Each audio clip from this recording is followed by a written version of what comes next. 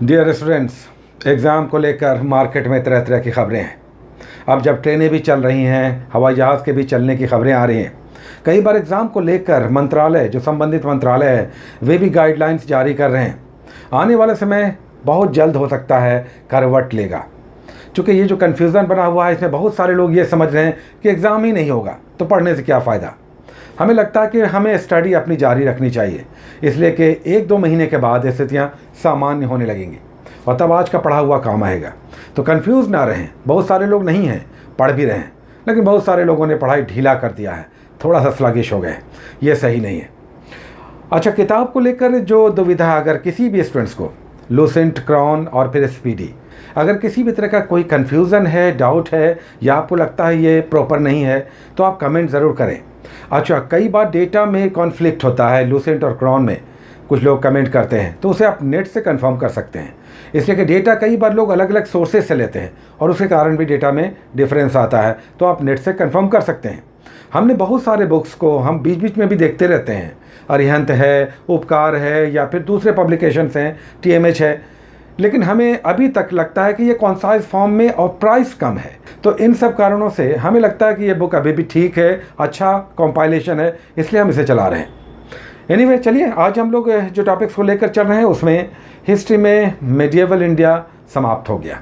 इसके बाद अगर आप क्रम देखेंगे तो प्रवर्ती मुगल शासकों का क्रम आता है, लेकिन आपके बुक में, विशेषकर लूसेंट में, हमने देखा मराठों का उत्कर्ष है, इसलिए आज हम मराठों का उत्कर्ष लेकर चल रहे हैं।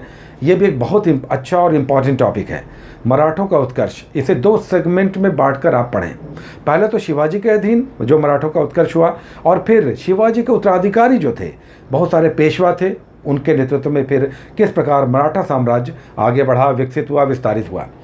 विशेषकर शिवाजी का काल बहुत इंपॉर्टेंट है, तो इनके जन्म से लेकर इनके अंत, और फिर सारे युद्ध, कुछ महत्वपूर्ण किले, कुछ संधियाँ जैसे पुरंदर की संधि, उसके बाद बहुत सारे अधिकारी हैं जैसे अष्टप्रधान, तो ये सब भी हमें समझना है, एग्जाम में आता है। और फिर उसके बाद इकोनॉमी में आज हम लोग कृषि एग्रीकल्चर कर रहे हैं। अब देखिए, कृषि एग्रीकल्चर आपका ज्योग्राफी में भी आता है, लेकिन यहाँ पर जो एग्रीकल्चर आप कृषि देखेंगे उसमें इकोनॉमी का पुट रहेगा, यानी अर्थव्यवस्था से संबंधित। कृषि का अर्थव्यवस्था में क्या योगदान है, किस सेक्टर के अधीन आता है, GDP में किस प्रकार का योगदान है। उसके बाद वैश्विक वित्तीय संस्थाओं का संदर्भ आ जाएगा। तो इकोनॉमी में कृषि आप अलग ढंग से पढ़ेंगे, और ज्योग्राफी में जब आप वहाँ पढ़ेंगे तो खरीफ, रबी, उसके बाद सिंचाई, नहर, ये सब आप पढ़ेंगे। यहाँ पर आपको इकोनॉमी के संदर्भ में एग्रीकल्चर फिर से पढ़ना है। अच्छा टॉपिक है, बराबर एग्जाम्स में इससे क्वेश्चन आते हैं। उसका तीसरा सेगमेंट आज इंडियन पॉलिटी में हम लोग कर रहे हैं। हम लोग राज्यों का विधायिका, कार्यपालिका कर चुके हैं, विधायिका करेंगे, और उसका न्यायपालिका। तो विधायिका यहाँ पे आप करेंगे विधानसभा और विधान परिषद, लेकिन साथ में मुख्यमंत्री आपको छोटा सा एक सेगमेंट यहाँ पे दिखाई देगा, क्योंकि हम लोगों ने राज्यपाल किया था, तो मुख्यमंत्री आप कर लें। और विधानसभा और विधान परिषद, यानी सदस्यों का किस प्रकार चुनाव होता है, और अलग अलग राज्यों में विधानसभा में सदस्यों का स्ट्रेंथ क्या है। अपने राज्य का आप जरूर करें, विधानसभा और विधान परिषद। उसके बाद हम लोग साइंस का एक टॉपिक करेंगे। साइंस का अभी हम लोग एक ही टॉपिक कर रहे हैं, चूँकि टॉपिक्स बड़े हो जाते हैं।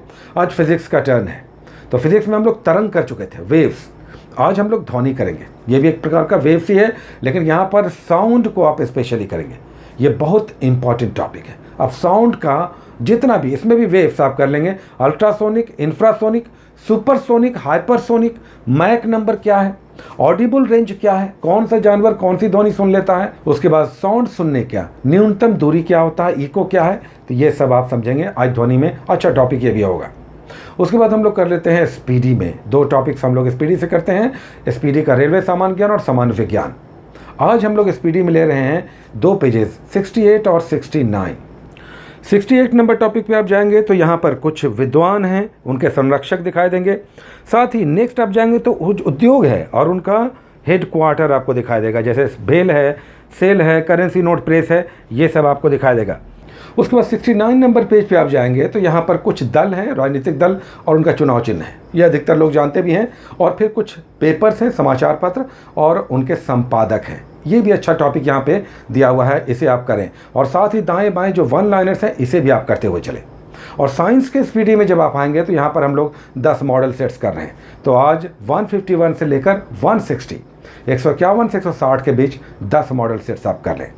और अगेन हमने मैथ और रीजनिंग के बारे में आपसे कहा कि आप इसे करेंगे। जो लोग वीक है, कमज़ोर है, विशेषकर वो ज़रूर करें, रिवीजन करें और कम से कम ना हो तो सॉल्यूशन देख लें। तो हमने 3 टॉपिक्स आपको मैथमेटिक्स में दिया हुआ है, 5-5 क्वेश्चंस सॉल्यूशंस के साथ करने हैं। इसमें एवरेज करना है, औसत, उसके बाद टाइम एंड वर्क करना है यानी समय और काम, और फिर लाभ और हानि, profit and loss. 5-5 question solutions के साथ कर लें।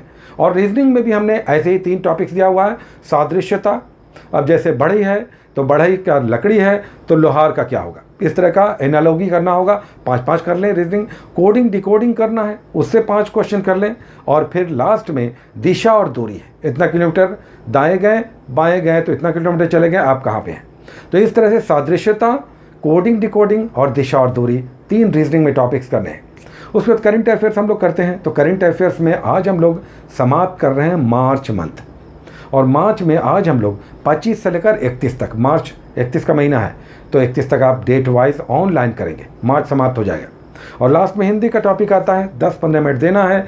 हिंदी में आज हम लोग विपरीतार्थक यानी विलोम शब्द करना है, तो कम से कम 50 विलोम शब्द आप आज कर हिंदी में कर लें। इस तरह से छोटा छोटा टॉपिक आप करके आगे बढ़ सकते हैं। समय का इसमें आपका बहुत बचत हो जाएगा। एग्ज़ाम नज़दीक आएगा तो हिंदी भी करना होगा, अगर इसे आप छोड़ देंगे अभी, क्योंकि वहाँ पर फिर लगेगा कि पता नहीं, जब तक आप मिनिमम कट ऑफ नहीं पार करेंगे आपका मेन पेपर नहीं जांचा जाएगा। तो हिंदी करना चाहिए आपको, कम से कम 10 मिनट आप दें।